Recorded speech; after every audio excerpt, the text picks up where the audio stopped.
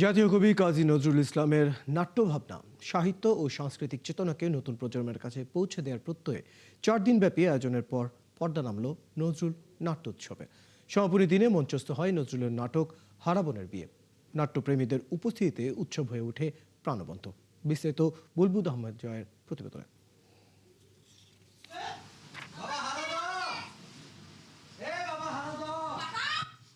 নজরুলের নাটক শুধু সাহিত্য সম্পদ নয়, মানবতা, সাম্য, অসাম্প্রদায়িকতা ও সাংস্কৃতিক জাগরণের এক অনন্য দলিল। তাই নজরুল চর্চার প্রচার প্রসারের জন্যই বাসরে একটি নজরুল চর্চা কেন্দ্র আয়োজন করেছিল 4 দিনের এই নজরুল নাট্যোৎসব। সমাপনী দিনে মেঠোপথ থিয়েটারের প্রযোজনে মঞ্চস্থ হয় কাজী নজরুল ইসলামের নাটক হারাধনের বিয়ে। ব্যঙ্গরস, সামাজিক বার্তা ও শিল্প সৌন্দর্যে সমৃদ্ধ এই নাটকটি প্রশংসিত হয় দর্শকের কাছে।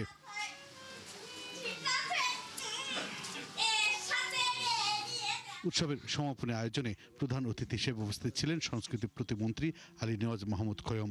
আমরা চাই যে নজরুলের প্রত্যেকটা শিল্পকর্মকে প্রত্যেকটা শাখায় যতগুলি শাখাতে উনি এখানে ভূমিকা রেখেছেন, তার সৃষ্ট কর্ম আছে, সবগুলোকেই আমরা এখানে মানুষের সামনে তুলে ধরতে চাই, যাতে মানুষ সেখান থেকে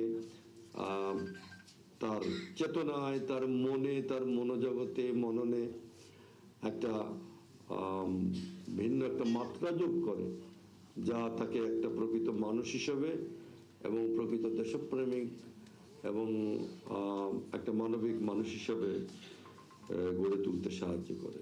অনুষ্ঠানে বক্তারা জাতীয় কবির নাট্য সাহিত্য নিয়মিত মঞ্চায়ন ও গবেষণার মাধ্যমে নতুন প্রজন্মের কাছে আরো বিস্তৃতভাবে তুলে ধরার গুরুত্ব আরোপ করেন।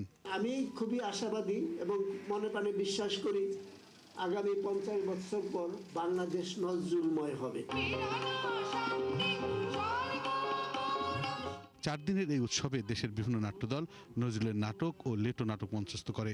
প্রতিদিন দর্শক, নাট্যকর্মী, সংস্কৃতিকর্মী ও গণমাধ্যম কর্মীদের স্বতঃস্ফূর্ত অংশগ্রহণে উৎসব মুখরিত হয়ে ওঠে। আমি বলি, শোনো মানুষ, পূর্ণ হওয়ার সাধনা করো, দেখিবে তাহারি প্রতাপে বিশ্ব কাঁপিতেছে থর থর। বুলবুল আহমেদ জয়, 71, ঢাকা।